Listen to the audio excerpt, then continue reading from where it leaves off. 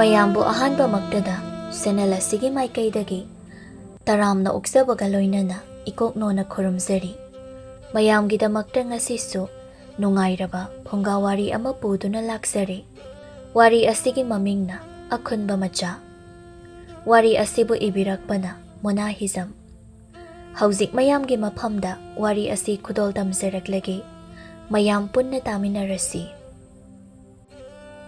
ꯊꯋꯥꯟ ꯊꯥꯒꯤ 8ꯅꯤ ꯄꯥꯟꯕ ꯊꯥꯖꯅ ꯅꯣꯡꯗꯣꯜ ꯑꯇꯤꯌꯥꯗ ꯊꯣꯛꯂꯤ꯫ ꯁꯛꯍꯦꯟꯕꯤ ꯅꯨꯆꯥ ꯑꯃꯒꯤ ꯃꯄꯨꯡ ꯐꯥꯕ ꯁꯛꯇꯝ ꯑꯃꯗ ꯃꯍꯥꯛꯀꯤ ꯆꯣꯏꯔ ꯁꯝꯂꯥꯡ ꯑꯗꯨꯅ ꯃꯥꯏꯊꯣꯡ ꯅꯥꯝꯃ ꯑꯗꯨꯕꯨ ꯈꯨꯝꯖꯤꯟꯕꯒꯤ ꯃꯑꯣꯡꯒꯨꯝꯕꯅꯤ꯫ ꯃꯄꯨꯡ ꯐꯥꯗꯕ ꯊꯥꯖ ꯃꯍꯥꯛꯇꯣ ꯌꯦꯡꯕꯗ ꯑꯗꯨꯃꯛ ꯐꯖꯔꯤ, ꯑꯗꯨꯃꯛ ꯄꯨꯛꯅꯤꯡ ꯍꯨꯔꯤ꯫ ꯃꯍꯥꯛꯀꯤ ꯃꯨꯁꯤ ꯃꯨꯁꯤꯕ ꯃꯉꯥꯜ ꯑꯗꯨꯅ ꯃꯥꯂꯦꯝ ꯇꯥꯏꯕꯪꯄꯥꯜ ꯑꯁꯤꯗ ꯁꯟꯗꯣꯛꯇꯨꯅ ꯃꯉꯥꯜ ꯄꯤꯔꯤ꯫ ꯃꯇꯝ ꯑꯁꯤꯗ ꯄꯥꯠ ꯃꯌꯥꯏ ꯑꯃꯗ ꯇꯥꯎꯗꯨꯅ ꯂꯩꯔꯤꯕ ꯍꯤ ꯃꯆꯥ ꯑꯗꯨꯗ ꯃꯍꯥꯛꯀꯤ ꯃꯉꯥꯜꯅ ꯌꯩꯔꯔꯤ꯫ ꯄꯥꯛꯂꯕ ꯏꯄꯥꯛ ꯑꯗꯨꯗ ꯍꯤ ꯃꯆꯥ ꯑꯗꯨꯅ ꯑꯍꯤꯡꯒꯤ ꯇꯥꯡꯂꯧ ꯃꯇꯝ ꯑꯗꯨꯗ ꯃꯥꯂꯪ ꯃꯥꯒꯤ ꯏꯄꯣꯝ ꯐꯪꯕꯗ ꯏꯊꯛꯀ ꯂꯣꯏꯅꯅ ꯅꯣꯝ ꯅꯣꯝ ꯇꯧꯗꯨꯅ ꯃꯆꯤ ꯂꯦꯡꯒꯨꯝ ꯂꯦꯡꯗꯒꯨꯝ ꯇꯧꯅ ꯇꯥꯎꯔꯤ꯫ ꯍꯤꯔꯨꯕꯥꯛ ꯑꯗꯨꯗ ꯀꯔꯤꯒꯨꯝꯕ ꯃꯌꯣꯝ ꯑꯃꯈꯛꯇꯪ ꯌꯥꯎꯔꯤ, ꯑꯇꯩꯗꯤ ꯀꯔꯤꯁꯨ ꯌꯥꯎꯗꯦ꯫ ꯀꯔꯤꯕꯨꯅꯣ ꯍꯥꯏꯕ ꯈꯪꯗꯦ ꯃꯗꯨ ꯑꯗꯨꯃꯛ ꯇꯥꯎꯗꯨꯅ ꯂꯩꯔꯤ꯫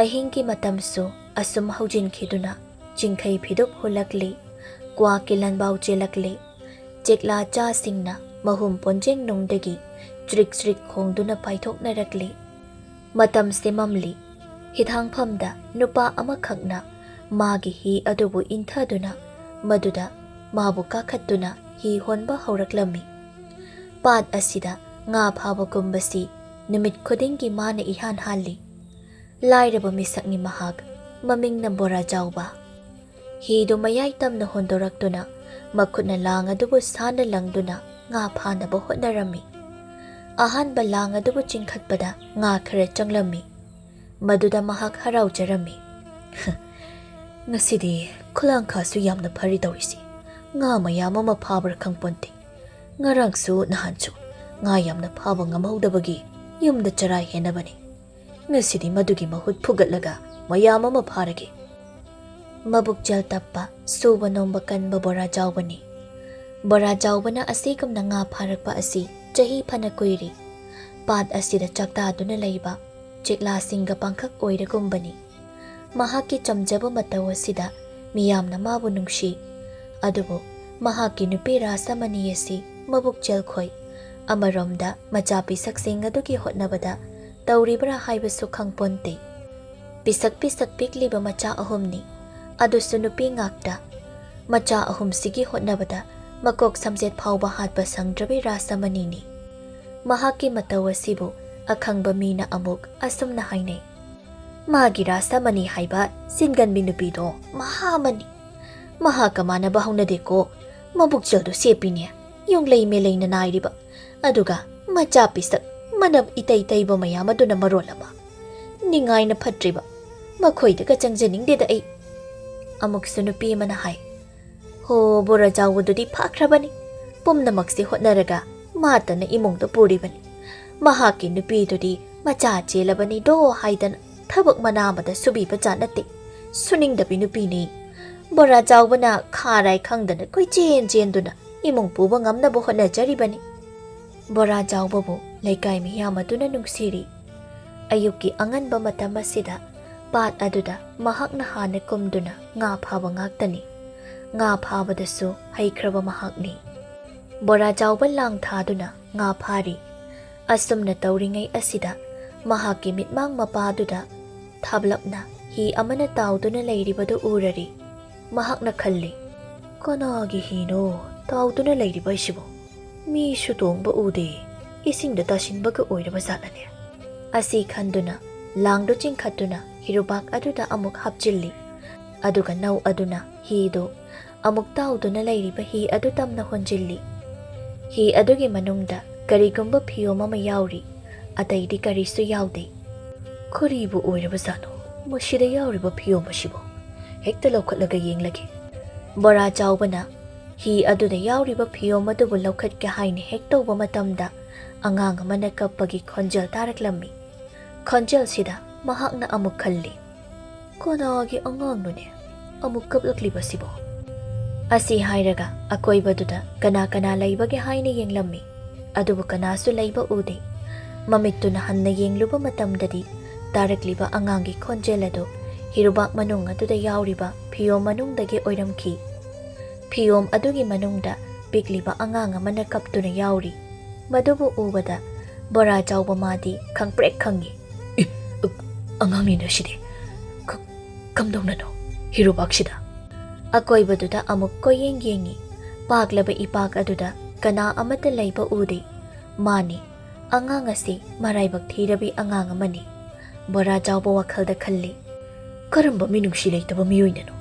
angang asi bo asumna langshikliba sibo othokna minungshi yawmandedako angang asi na patyay asida kakngawna na tawdun leiri makhol thokna kapli adubu nakhoigi napa adunadi nachagi tingthasi karisu taruine amuk angang aduda yengduna makha tari pokpada ngairiba angang sumali kamdogani aide aibo angang adubu pamkhachira amuk khalli adubu ngamdi maramdi masi kanagi angang no haiba mahakna khangluba natte adubu maraibak thiraba angang amani haibadi khangi matang asida amuk ningsinglei magi nupini isau langbado hongamjadre kanana pu thangamgadoino angang ni naman amatin ita tabo makai lai mapine hairibasini Chabok phaba ngaside ai ware wai hai haidi ware hairibasin masida isida mapane na ama leiriba asina macha singse ngaihakta phawbo lauthokpi dabani tawrise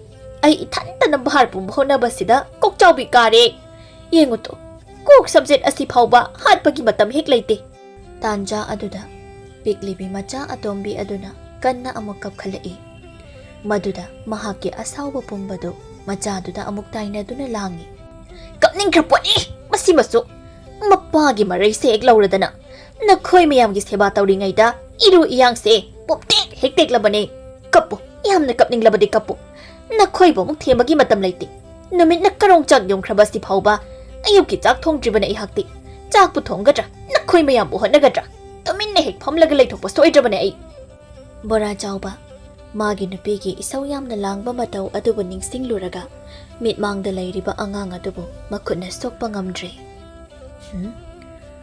angang ase asumak leijahorasano aina nahak masak khangmanate kananano amana nangbu phangbu oisano aidi nangbu sokla loige pokjal pikpa matau ase uttuna bora chawba magi hiyadu mamai leithorei aduga hondokpa hawi tanja aduda hirubaki phiyo manungda yauriba angang aduna kanna amuk kappa haurei angang aduna khonjel kaina tengthabagi khonjel aduda bora chawba samai leiduna chenba ngamdre holiba hidu kanagumba amana honkhiba yaroi haibagi matagumna kanna phasinduna thamkhibaga chap mana khirami mahak hi honba lepki mamaido amuk lesilaki hido honjilai angang adugi matau adubu uraga mathamoida minungsi haiba adumadi phauri angang aduna tengthana kaplaga karamba miyoi amana napangba saduna mamai leithokani bora jawba thamoi tuda tattana inchilakli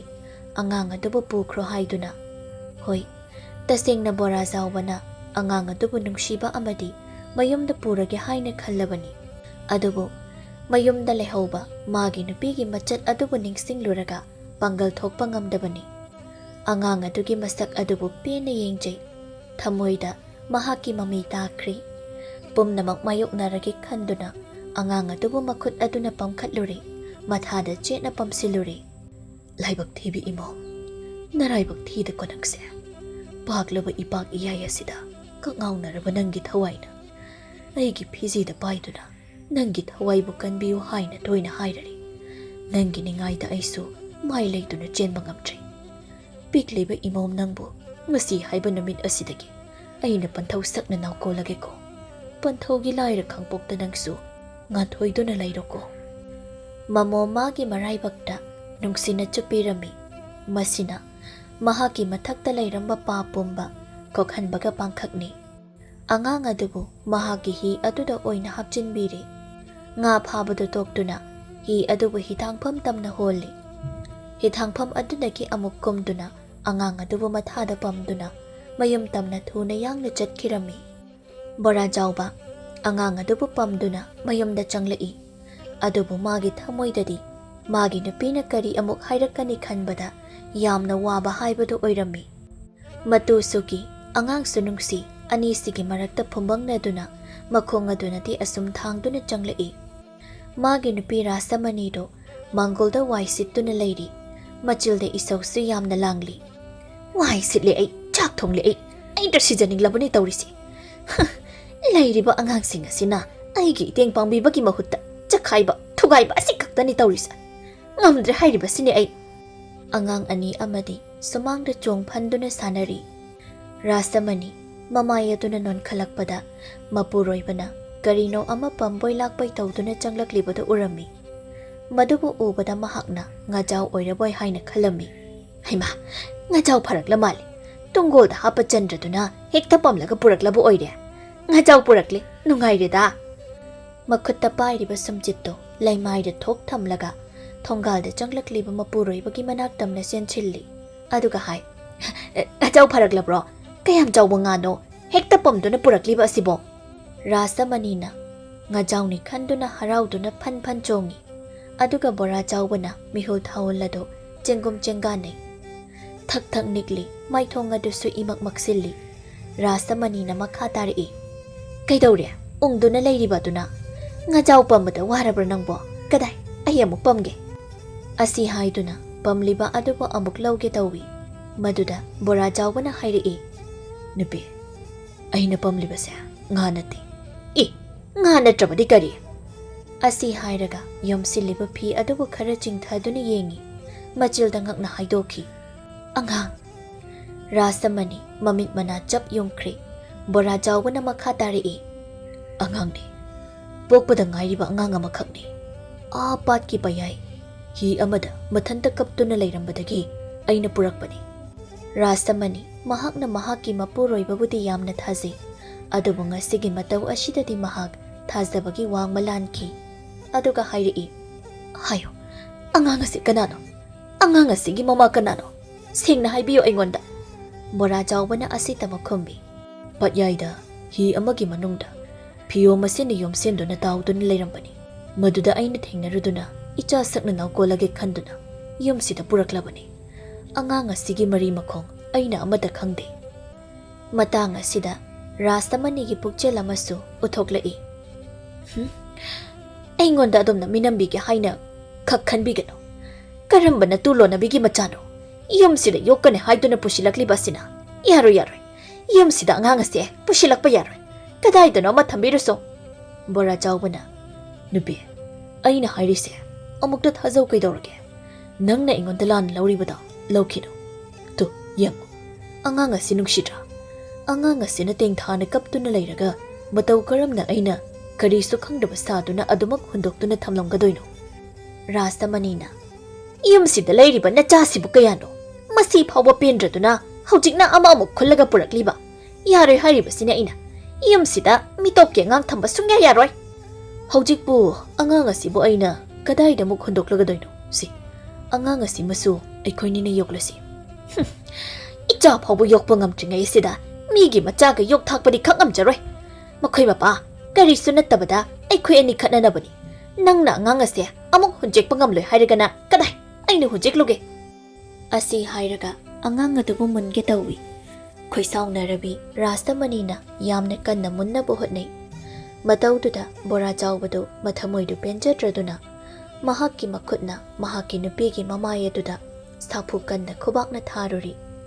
Madusu Langla langjil khangdriba angang asigi hakanda. Rasamani China aduna mittagi petari.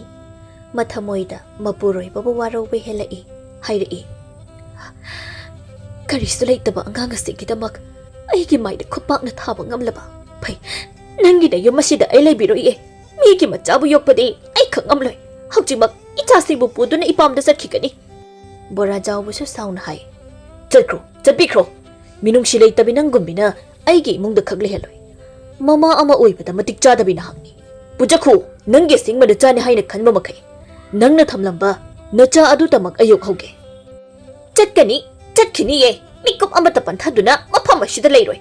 Ai ꯑꯩꯅ ꯆꯠꯈ꯭ꯔꯕ ꯃꯇꯨꯡꯗ ꯑꯩꯒꯤ ꯈꯣꯡꯒꯨꯜꯁꯨ ꯑꯃꯨꯛ ꯍꯟꯅ ꯂꯤꯔꯛꯀꯅꯨ ꯅꯪ ꯑꯁꯨꯝꯅ ꯍꯥꯏꯔꯒ ꯏꯃꯨꯡꯗ ꯂꯩꯕ ꯃꯆꯥꯁꯤꯡ ꯑꯗꯨꯕꯨ ꯃꯈꯨꯠ ꯈꯨꯗꯥꯡ ꯄꯥꯏꯗꯨꯅ ꯆꯤꯡꯊꯣꯔꯛꯏ ꯃꯆꯥ ꯑꯃꯅ ꯃꯅꯝꯗ ꯄꯣꯠꯁꯤꯜꯂꯤ ꯃꯆꯥꯅ ꯄꯝꯃꯤ ꯑꯗꯨꯒ ꯃꯆꯥ ꯑꯃꯅ ꯃꯈꯨꯠꯅ ꯁꯝꯗꯨꯅ ꯊꯨꯅ ꯌꯥꯡꯅ ꯌꯨꯝ ꯑꯗꯨꯗꯒꯤ ꯊꯣꯛꯈꯤꯔꯝꯃꯤ ꯕꯣꯔꯥ ꯆꯥꯎꯕ ꯀꯔꯤ ꯇꯧꯒꯗꯣꯏꯅꯣ ꯍꯥꯏꯕ ꯈꯪꯖꯗ꯭ꯔꯤ ꯑꯉꯥꯡ ꯑꯁꯤꯒꯤꯗꯃꯛ ꯅꯨꯡꯁꯤꯈ꯭ꯔꯕꯤ ꯃꯥꯒꯤ ꯅꯨꯄꯤꯕꯨ ꯀꯥꯏꯅꯕ ꯇꯥꯔꯕ꯭ꯔꯥ ꯃꯥꯒꯤ ꯑꯁꯦꯡꯕ ꯃꯆꯥꯁꯤꯡ ꯑꯗꯨꯕꯨ ꯑꯃꯨꯛ ꯁꯦꯟꯁꯤꯟꯗꯨꯅ ꯈꯥꯝꯂꯨꯒꯗ꯭ꯔꯥ ꯑꯗꯨꯕꯨ ꯕꯣꯔꯥ ꯆꯥꯎꯕ ꯃꯈꯣꯡꯗꯨ ꯀꯔꯤꯁꯨ ꯊꯥꯡꯕ ꯊꯣꯛꯈꯤꯗ꯭ꯔꯦ ꯃꯃꯥ ꯃꯆꯥꯁꯤꯡꯅ ꯆꯠꯈꯤꯕ ꯑꯗꯨꯕꯨ ꯂꯦꯞꯇꯨꯅ ꯌꯦꯡꯗꯨꯅ ꯂꯩꯍꯧꯏ ꯕꯣꯔꯥ ꯆꯥꯎꯕ ꯃꯊꯥꯗ ꯑꯉꯥꯡ ꯑꯗꯨꯗꯤ ꯑꯗꯨꯃꯛ ꯄꯝꯂꯤ ꯑꯉꯥꯡ ꯑꯗꯨꯕꯨ ꯑꯃꯨꯛ ꯌꯦꯡꯉꯤ ꯑꯉꯥꯡꯗꯣ ꯃꯍꯥꯛꯅ ꯉꯁꯥꯏꯗꯒꯤ ꯄꯝꯕ ꯑꯗꯨꯗ ꯃꯆꯦꯠ ꯑꯃꯠꯇꯗꯤ ꯀꯞꯈꯤꯗ꯭ꯔꯦ ꯗꯥꯔꯤ ꯑꯗꯨꯗ ꯑꯃꯨꯛ ꯐꯝꯊꯩ ꯋꯥꯈꯜ ꯀꯌꯥ ꯊꯣꯛꯅ ꯈꯜꯂꯝꯃꯤ ꯈꯟꯅ ꯈꯟꯅ ꯃꯇꯝꯁꯨ ꯑꯁꯨꯝ ꯍꯧꯖꯤꯟꯈꯤꯔꯝꯃꯤ ꯕꯣꯔꯥ ꯆꯥꯎꯕ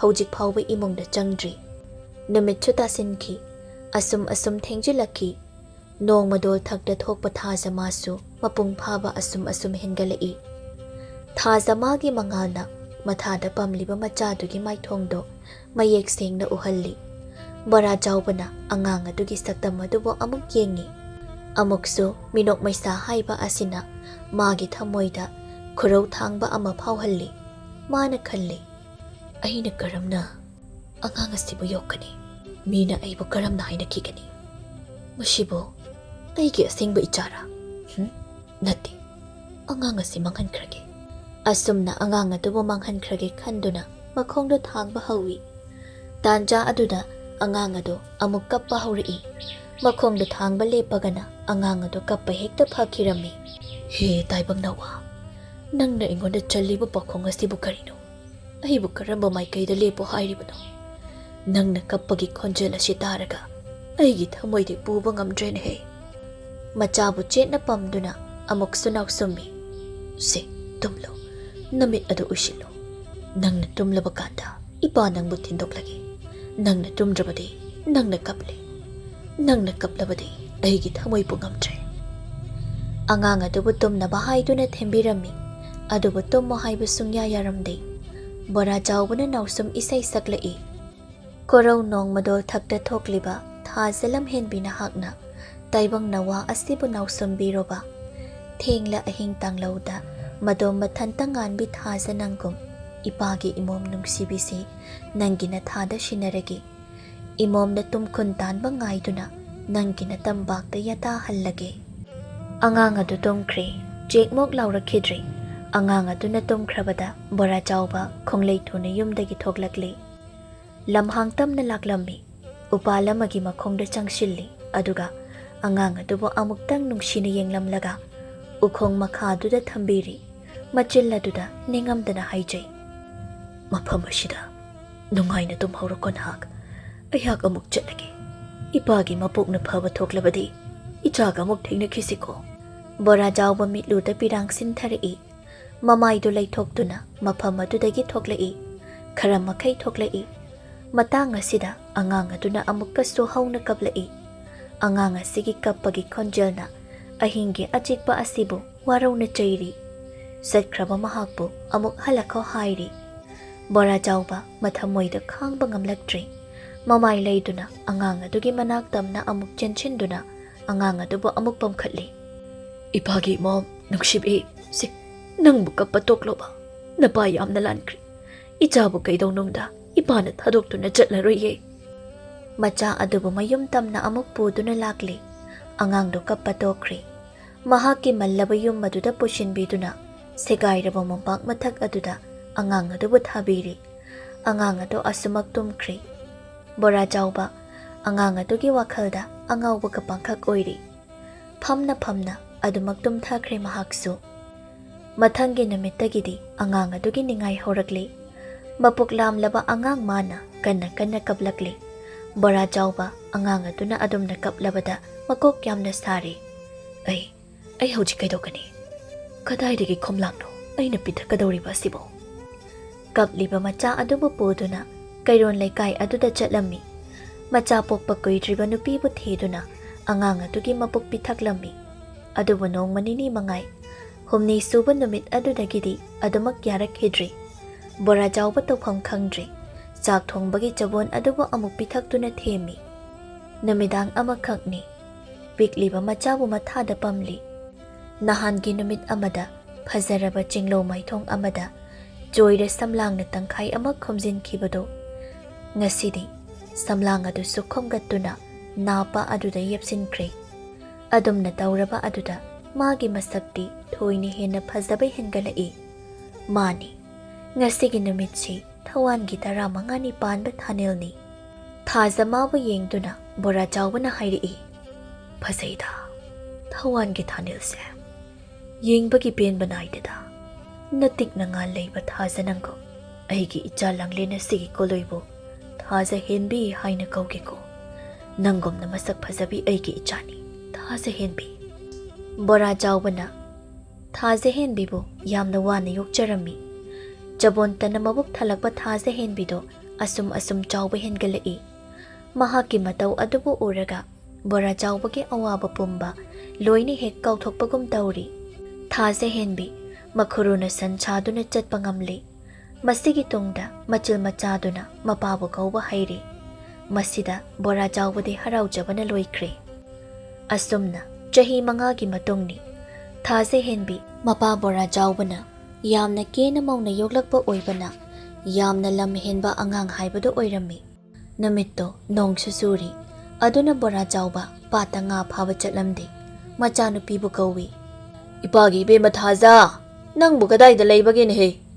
Mapalomda thokluba matamda sumanga duda nong marakta jongduna sanaduna leiribadu uri. Hey, nong marak aduda kanana sanaw haibage. Thuna kakhalau. Thaja henbi piklingaidagi hauna nong marakta sanaba asi yamna pamjarai. Mapana laurakpa aduda kiraduna mangolda kakhalai. Masadudi pumchot-chotli. Amuksu masadu nigli. Bora jawbana makha tarai. Nong marakta sanaganona. Ipana kayarakno. Nangonda hairibase. Nasado soidana nabatari. Nangsi lamyamna helabani. Aina saurpa namitta nanamdo tatpa makai phuba soidrabani. Thaja henbi na phat khommi. Pababo engonda phuba ngamgadra. Asengbani. Bora jawbana macha thaja henbi bo khubakna phauset thaba ngamjadi. Yamna luna tawjarami. Namidangni. Thaja henbi masado nongna chotkiba aduna nari. Laiho kanna hauduna leiri. Mapana mahaki seba tauri. Makhutta paiba chak chakhom adubu. Innaba tauri. Machana madu chaningde hairi. Bora jawbana. Si, kharasi jatho. Ichadi maramokpani. Thaja henbi na khummi. Ida langlen hoigidi. Mana naraba kanda. Makhoi mamana chaka inbi hai. Baba, ekhoi madi. Aigi ima kadaidu chakhige. Marakta. Thaja henbi na asigumba wahang asi mapada hangi. Machagi wahang asida bora jawba kari haina khumgadabano khangjadi. Mahak yamna wajai. Ichagi imado thabak suba chatki. Khara leiraga soidana lakani. Khara leiraga lakani na baba na hairise kayada yamle. Haujik phauba lakte ne. Soidana lakani. Ichagi sanapotka leiraktuna. Pirol phazabaga mayam leiraktuna lakini. Asumna haibasida thaja henbidi thangai singnasu haraujarami. Aseng bro baba imana halakpa kando aigi laidi leira ohayuko. Namana natrabasu ibana soidana leiganida. Si chakasi loinaba chasilo. Thaja henbi harauna amuk chaki. Bora jawba magi machalladuna thajagi mama halakkine haiduna minamduna hairi. Adubu karamna oithokani amuksu kayarak khalli. Magi nupira samanibu kaurasira. Adubu pangal thokpa ngamde. Numit kharani ki matungni. Thaja henbi adumak nari. Chumnagi laihau khakta hauribai haina bora jawbana khallubani. Adubu machagi anabadu asum henjilaklami. Matawasida mahak yamna wazarami. Bora jawbana akhang ahai kaya kauduna. Laitin kaya khurum halami. Pharagadaboi hek khalli. Adubu phaba kaubudi lairamde.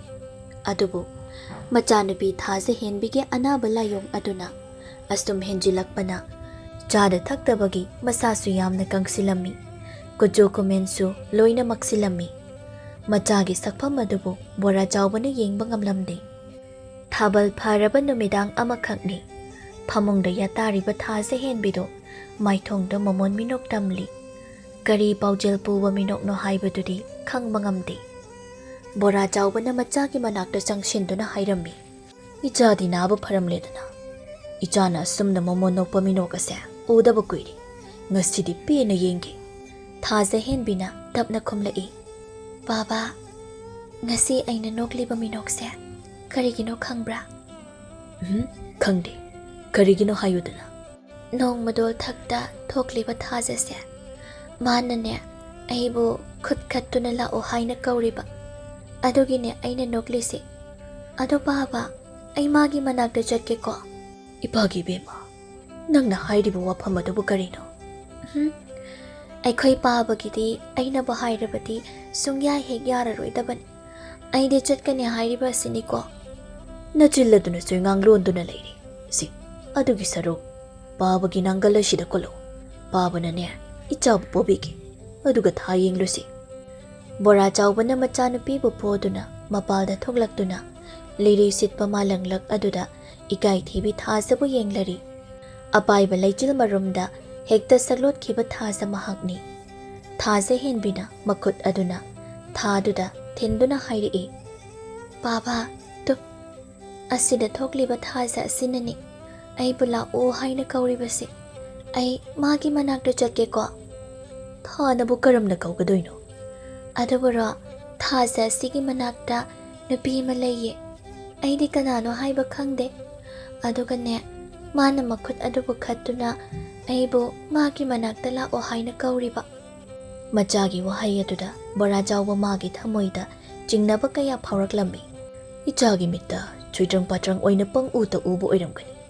Ichagidi ipa lairibasidi nangbu ipabu thadoktuna chatke hairibra.